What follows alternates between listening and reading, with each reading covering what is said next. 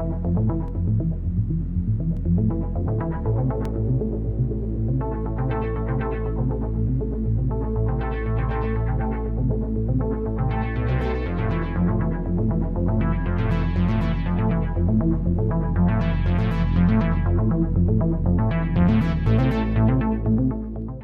this video, we'll be doing a review of the Samsung Galaxy A01, the cheapest phone in its A-line budget series. Let's get started. So first, I want to talk about the build of this phone.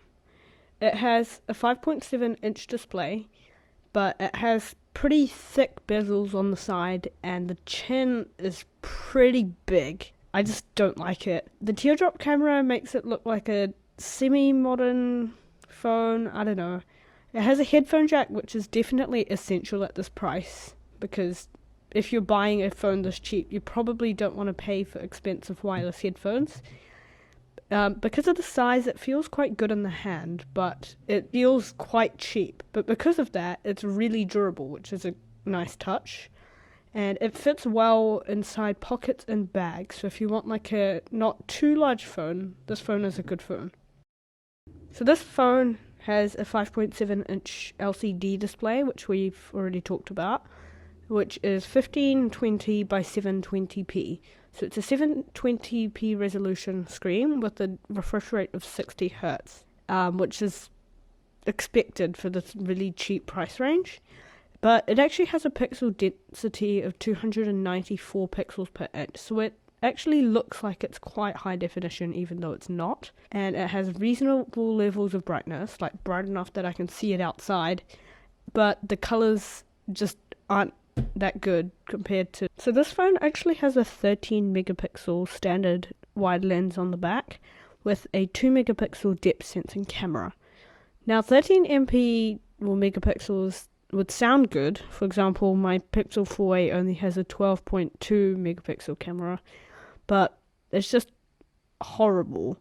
It could do up to 8 times zoom, but that just makes the image even worse than it already is. And live focus, which is this feature where it's like portrait mode, is so inconsistent that more than half the time I'm the one blurred instead of the background, and the background is not blurred. But if it's in good lighting, it can take decent photos, I guess. And the pictures in the viewfinder makes it look way worse than it actually comes out. So if you have good lighting and a good thing to take a photo of, then it will look okay. It can film up to 1080p resolution at 30 frames per second or 60 frames per second. The website's really bad about saying their specs, but this video is so horrible because it's got no stabilization whatsoever. But if you have a gimbal like my DJI Osmo Mobile 3, that will work really well here. So here's an example with the camera without a gimbal with the microphone, and here's a test with the camera and the microphone with the gimbal. So this is a camera and mic test of the Samsung Galaxy A01, and as you can probably see, it's pretty shaky as it has absolutely no image stabilization, but it doesn't look too bad, although I think the worst part is that it's extremely shaky. This can actually film 1080p, but again, this shake really ruins the shot completely. However, you can get a DJI Osmo Mobile 3, for example, to use as a stabilizer, so you can make your shots more stabilized.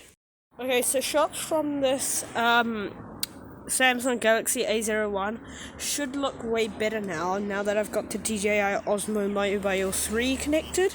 So this is a not too expensive but not too cheap mobile gimbal that I've put it on, and if you want to see a video about this gimbal, let me know in the comments section down below and I'll make a video about it. Let's just quickly talk about the port situation on this device. So the international version, so the non-carrier ones, so for example the ones that you don't get from AT&T and Verizon, has micro USB, whereas if you buy it from either AT&T or Verizon, you do get USB-C. So if you don't buy it from a carrier like Verizon or AT&T, then you get really slow charging speeds and it can take forever to charge. However, if you do buy it from Verizon or AT&T, it's way faster to charge. And I mean, it's weird, like all of it should just be USB-C. It would make so much more sense. So the speakers on this phone are okay, but the placement is so weird. So it's on the back of the phone where you'll hold the phone when you're watching a video, for example, and have your finger over the top of it, and so it just distorts it completely. I don't know why they put the speakers there. It's just really annoying. But the speakers are fine if you don't hold on to it and you be careful, or place it down and put it up against something. It just sounds actually quite good, but the placement's just dumb. Here's a quick mic test.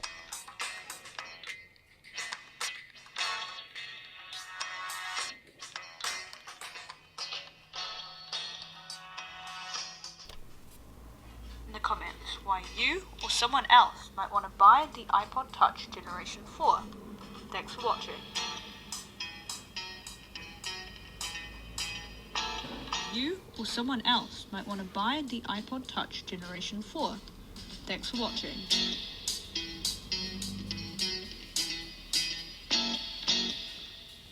Let's talk about the storage. So it comes with 16 gigabytes of storage when you buy it, and about half of it is taken up by Android 10 itself when you set it up. So you'll probably definitely need a micro SD card, and it can support them up to 512 gigabytes. Or you could pay for an online service like Google Photos if you want to just store your photos with more storage. The battery is a 3000 milliampere battery, so it's not too bad, but if you have your brightness quite high and things like Bluetooth on during the day, it will probably die during the day. But if you're a very light user and does have your brightness really high, then you can probably last a decent day. Performance. It's not good.